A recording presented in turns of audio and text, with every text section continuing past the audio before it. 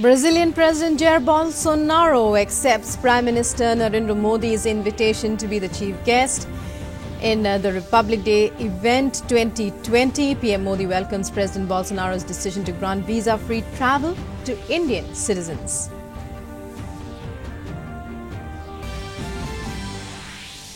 Prime Minister Narendra Modi holds bilateral meet with Chinese President Xi Jinping. Says the relationship between the two leaders that began in Brazil 5 years ago has now matured into a relationship of trust and friendship.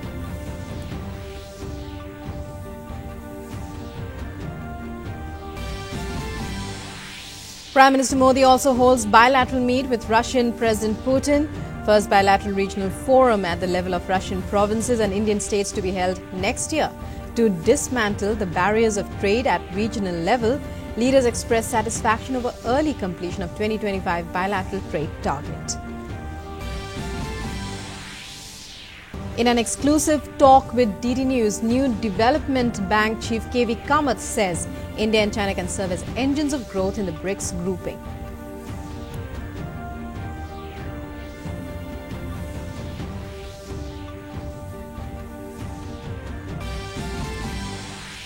And US House launches the first public hearing of Donald Trump's impeachment investigation.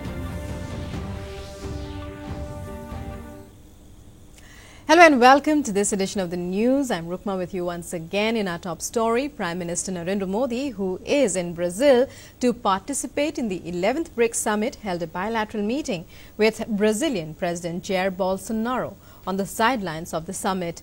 Both leaders discussed ways to deepen the India-Brazil strategic partnership. They spoke about diversifying cooperation for the benefit of the people.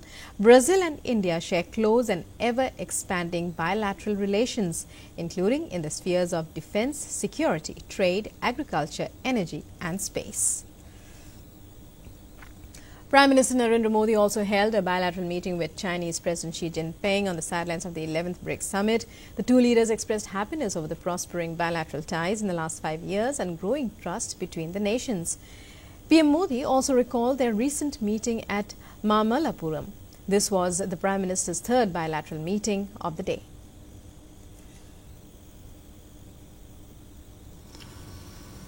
Excellency, आपसे फिर एक बार मिलकर के मुझे बहुत प्रसन्नता हो रही है और मैं जरा पीछे की तरफ जब देखता हूं 2014 में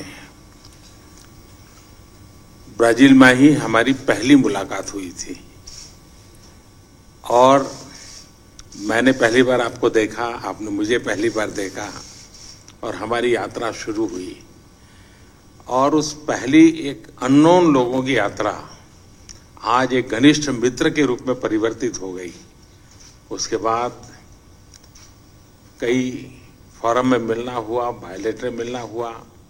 आप मेरे होम स्टेट आए, आप अपने गांव ले गए, आप मुझे बीजिंग के बाहर वुहान में रिसीव करने आए। यानी एक प्रकार से 5 साल के भीतर इतना विश्वास और इतनी मित्रतापूर्ण संबंध बनना, ये अपने आप में बहुत बड़ी बात है। और मैं मानता हूं, जैसा आपने कहा कि चेन्नई में जब हम मिले, हमारी यात्रा को एक नई गति मिली, नई ऊर्जा मिली। और सबसे बड़ी बात है कि बिना एजेंडा एक दूसरे के देशों की स्थिति, वैश्विक परिस्थिति और हम एक दूसरे के मन को जानने का प्रयास, ये अपने आप में एक बहुत सफल हमारा रहा है। चेन्नई में हमारी जो बातें हुई उसके हमारी दोनों टीम फॉलोअप कर रही है और मुझे विश्वास है कि उन चीज़ों को आगे बढ़ाने में हमारी सुविधा और बढ़ती जाएगी। आपकी बात सही है कि ट्रेड एक बहुत महत्वपूर्ण विषय है, वैश्विक संदर्भ में भी है और बायलैटरल संदर्भ में भी है। और मैं चाहूँगा कि बायलैटरली जितनी ट्रेड की हमारी चर्चाएं हुई है उसके कुछ ठोस नतीजे लाने में अगर हम सफल होंगे तो हम बहुत चीज़ों को आगे बढ़ा पाएंगे। मैं फिर एक बार आज आपसे मिलने का अवसर मिला, तो खुल करके बातें हुई, आगे भी हमारी मुलाकात होती रहेंगी। मैं फिर इसको बहुत महत्वपूर्ण मानता हूँ। Earlier, Prime Minister Modi held a bilateral meeting with Russian President Vladimir Putin on the sidelines of the summit. During the meeting, the leaders discussed flourishing relations between the two countries, growth in trade and investment. PM Modi said Indo-Russia relations are progressing in the right direction, courtesy frequent top-level meets. This was their fourth meeting of the year. They had last met in Vladivostok. PM Modi expressed happiness over the invitation he received to visit Russia in May 2020. पिछले दिनों fast economy forum में आपने मुझे निमंत्रण दिया और मेरा बहुत ही अच्छा अनुभव रहा और खुशी की बात है कि उस समय जितनी बातें हुई उसका बहुत ही अच्छे ढंग से फॉलो हो रहा है। हमारे पेट्रोलियम मिनिस्टर वहाँ वो आए, हमारे रक्षा मंत्री आए और काफ़ी विस्तार से कई विषयों पर चर्चा हुई है और इसलिए मैं समझता हूँ कि ये हमारी गति बहुत तेजी से आगे बढ़ रही है और मई महीने में विजय दिवस पर आपने मुझे निमंत्रण दिया है। मुझे खुशी है, मैं इंतजार कर रहा हूं तो फिर एक बार आपके साथ बैठने का मुझे मौका मिलेगा। Prime Minister, it's our fourth meeting this year. I'm so glad to have this high intensity of contacts. I'd like to know that all the accords reached at our previous meetings are being implemented, including those reached in September this year at the Vladivostok summit. We have been implementing major bilateral projects and strengthening military and technical cooperation and cultural exchanges are expanding. In 2018, we had a 17% growth of our trade between our countries, and this year I'd like to know that we have maintained the pace of growth. The 11th BRICS Summit will see a special focus on the role of the new development bank. Prime Minister Narendra Modi was present when this bank was set up during the 6th BRICS Summit in Fortaleza in 2014. The bank came into formal existence in 2015 with its first president from India. Our correspondent Aisha Khanam caught up with KV Kamath, president of the NDB, for an exclusive conversation. The new development bank considered as the heart of the BRICS, and this bank was started to provide economic support to the member countries in the BRICS. And this bank has really been successful in bringing about change with the help of the financial assistance that the bank gives to the member countries. Now, where does this bank stand and what is the future roadmap for this bank? To talk more about this, I have with me a very special guest, Mr. KV Kamath, who is the president of New Development Bank. How satisfied are you with regard to the success of this bank ever since it was started? Well, I think the success, the contribution of our members, I think is paramount in the success of the bank. They provided us the capital. It has come on time. They have provided us staff. Our staff comes from our 5 members, so we have quality staff that is on rolls, and they also have facilitated a flow of projects which we have been funding. So with that sort of support, we were off to a quick start, and we will end the year with a loan book of around approval book of around 14 or 15 billion dollars, and I think we are at a steady state where we can do 10 billion a year going ahead. So I think the bank is in a way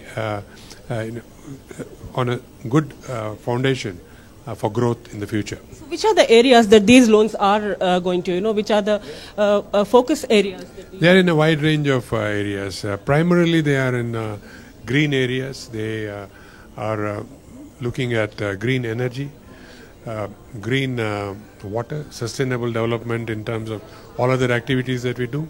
But if I were to map the areas, you can probably say 4 or 5 key areas: power, roads, particularly in India, rural connectivity, rural roads, water to villages, and these have been our priorities by and large. In other countries, there have been other projects like metros. In India also, we have done 2 metros.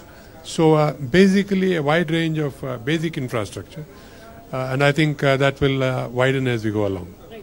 And so the fact that the world economy, the global economy is going through a very tough times, and in this situation, how can this NDB be, of support or help to the member countries with its finances, especially if we talk about the CRA? If I were to look at the world economy, it's indeed having certain challenges. But in our members, we have two outliers, China and India, which are growing at a pace much faster than the world economy. And our other member countries are also doing well. So I would think that these two countries, India and China, have the ability to be the engines for the world economy going forward. And I think that's the message I'm getting at this summit, that this is where the future is. And indeed, we will play our role in helping that happen. So will the CRA be increased? We will look at that as we go along, but clearly, yes, the opportunity is with India. So now the fact that the regional offices are being opened in the respective countries, and Brazil is getting a regional office, Indian businessmen are looking forward to a regional office for India soon, because this will help the industry, seek assistance from the bank. I think we are on schedule to open India office maybe in the first quarter of next year, if not the second quarter. But we are targeting first quarter of next year for the India regional office. Right. So very interesting aspect that BRICS now recognizes women empowerment through entrepreneurship, and now the women's network is going to be launched. So what will be the blueprint for this network in terms of financial assistance that the NDB will provide? I think we are awaiting details of this from people who have been working on this. But as a bank, we would encourage activities in terms of whatever projects they would put up. But with this in mind, that we are basically an infrastructure bank. So in any area of infrastructure, if there are initiatives, we would be certainly willing to look at them. Are you making efforts to bring together the countries with respect to the credit ratings? This is one issue that has been plaguing the entire issue. This is again something that the BRICS Business Council has been working on, and we will follow what they are doing and then take a look at it at the right time. What are the recommendations that the BRICS group has suggested, which the NDB will look into providing? Well, in the sense that our private sector operations have just started this year. So I believe that the time has now come to interact more with the BRICS Business Council in terms of deal flow and what they can bring to the table. Of course, deal flow can be in a variety of ways, but what we are looking at is deal flow in the infrastructure area. What is the most tough challenge that you have before you, when you keep your forward plans? नहीं, challenge तो जो कोई जब एक bank setup करता है, challenge तो initial years में है, जहाँ capital नहीं है, लोग नहीं है, process नहीं है. हमारा तो अभी set हो गया, और हमारा अभी जो run rate है, वो भी जो हमको चाहिए था, लगभग बरस में $10 billion हम कर सकते हैं. So we look forward to the years ahead with a great deal of optimism, and to grow at the pace that we have been able to do. Thank you. Thank you so much. That was Mr. K.V. Kamath talking about the NDB, and as he says, the NDB is optimistic about its role in shaping the economy of the 5 BRICS nations. With cameraman Loknath, Aisha Khanam, DD News, Brasilia. And back home, a series of meetings was held by senior leaders of the Congress and the NCP in Mumbai to finalize a common minimum program before any deal is sealed with the Shiv Sena on government formation. Meanwhile, BJP President Amit Shah has said that the Maharashtra governor has not denied a chance to any party to form the government in the state after assembly polls. He said that if any party has the numbers, they can approach the governor to stake claim. Tussle in Maharashtra, BJP President Amit Shah slammed estranged ally Shiv Sena over its demand of the chief ministerial post. Speaking on the collapse of the alliance with the Shiv Sena, he said that during the assembly election campaigning, Prime Minister Modi and he himself had said many a time that Devendra Fadnavis will be the chief minister if the alliance secured a majority. हम तो तैयार थे शिवसेना के साथ सरकार बनाने के लिए, मगर शिवसेना की कुछ चीजें ऐसी थी जो हम मान नहीं सकते. पहले से था। सार्वजनिक प्रचार में मैंने कम से कम 100 बार कहा, प्रधानमंत्री जी ने कई बार कहा और स्वयं देवेंद्र फडणवीस ने कई बार कहा कि अगर हमारी यूटी की सरकार आती है, बहुमत आता है, तो मुख्यमंत्री देवेंद्र फडणवीस बनेंगे। किसी ने कॉन्ट्राडिक्ट नहीं किया। अब कुछ नई शर्तें आती हैं तो हमारे लिए इस पर हमारा रिजर्वेशन भी है। पार्टी उचित समय पर इस पर विचार करेगी। Over the Maharashtra governor's role in recommending president's rule in the state, Amit Shah said that no party has been denied a chance to form the government. राष्ट्रपति शासन लगाने की प्रक्रिया पर जो विपक्ष की प्रतिक्रिया है मैंने पूरी सुनी है। ये एक कोरी राजनीति है, इसके अलावा कुछ नहीं। आज भी वो इकट्ठा होकर अभी जा सकते हैं राज्यपाल के पास। अगर संख्या है तो संख्या बतानी पड़ेगी। अगर संख्या बन जाती है तो कोई भी, आज भी हम भी संपर्क करते हैं, वो भी संपर्क कर सकते हैं। मौका न देने का सवाल ही कहाँ है। Hectic parleys continued on Wednesday to forge a new alliance in Maharashtra. Shiv Sena chief Uddhav Thackeray held a meeting with the Maharashtra Congress leaders where he said that the talks are going in the right direction and a decision will soon be taken at an appropriate time. However, Maharashtra Congress chief Balasaheb Thorat described the meeting with Thackeray as only a courtesy call. ऐसा कि हम मिलते हैं यही सकारात्मक है। हम मिलते हैं, बैठते हैं, इसमें सकारात्मकता है। और क्या चाहिए? The actual problem, it is said, lies in the Congress NCP camp, as they have not yet decided on forging an alliance with the Shiv Sena with regard to government formation. NCP leader Ajit Pawar has added fuel to the fire, saying that the bone of contention is distribution of posts and portfolios among the allies. The Shiv Sena is adamant on the Chief Minister's post, as the party leader once again reiterated that the Chief Minister will be from the Shiv Sena only. आदरणीय पक्षप्रमुख उद्धव जी ठाकरे साहब जिसे तय करेंगे वो हमारा मुख्यमंत्री 100% शिवसेना का। President's rule was imposed in Maharashtra on Tuesday evening after Governor Bhagat Singh Koshyari in a report to the centre stated that formation of a stable government was impossible in the current situation, despite all efforts drawing flack from non-BJP parties. With Mumbai Bureau, DD India.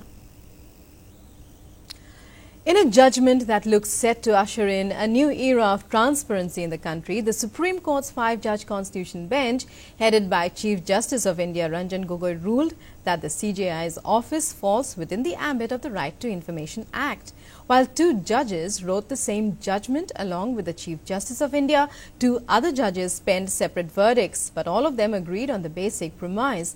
The issues of privacy, judicial independence and need for transparency were carefully weighed, and certain conditions were also put on using RTI while seeking and deciding to release information from the CJI's office. The office of the Chief Justice of India will now fall within the ambit of the Right to Information Act. In a significant judgment, the Supreme Court itself said on Wednesday that the CJI's office is a public authority under the RTI Act. A 5-judge Constitution bench headed by Chief Justice Ranjan Gogoi upheld the 2010 Delhi High Court verdict and dismissed the appeals filed by Secretary General of the Supreme Court and the Central Public Information Officer of the Apex Court. While delivering its verdict, the Constitution bench cautioned the RTI cannot be used as a tool of surveillance. Judicial independence has to be kept in mind while dealing with transparency, and only names of judges recommended by the Collegium for appointment can be disclosed, not the reasons. Apart from the Chief Justice of India, those comprising the Constitution bench delivering the judgment included Justices N.V. Ramanna, D.Y. Chandrachud, Deepak Gupta and Sanjeev Khanna. The Chief Justice of India and Justices Deepak Gupta and Sanjeev Khanna wrote one judgment, while Justices N.V. Ramanna and D.Y. Chandrachud penned separate verdicts. The top court held that the right to privacy is an important aspect and it has to be balanced with transparency, while deciding to give out information from the office of the Chief Justice. Justice Sanjeev Khanna said independence of the judiciary and transparency go hand in hand. Justice Ramanna, who concurred with Justice Khanna, said there should be a balancing formula for right to privacy, and right to transparency and independence of judiciary should be protected from breach. Supreme Court has given well drafted arguments.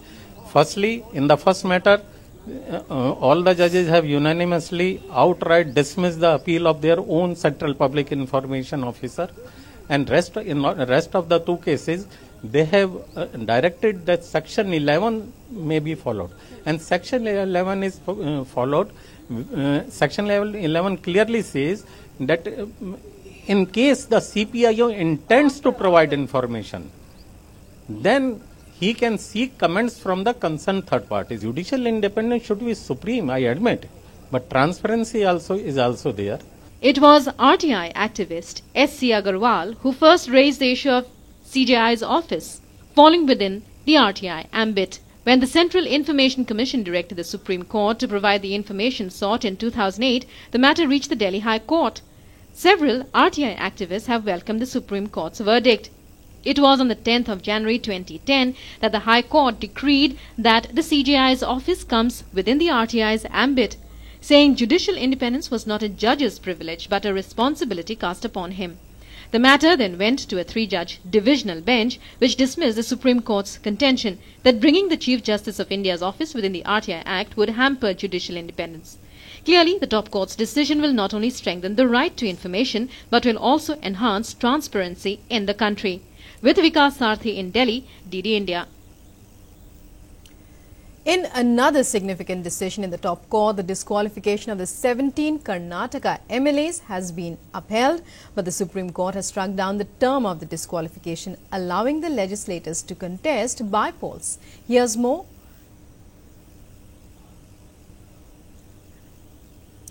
Well, with that, we wind up this edition of the news. News and updates continue on DD News. Namaskar.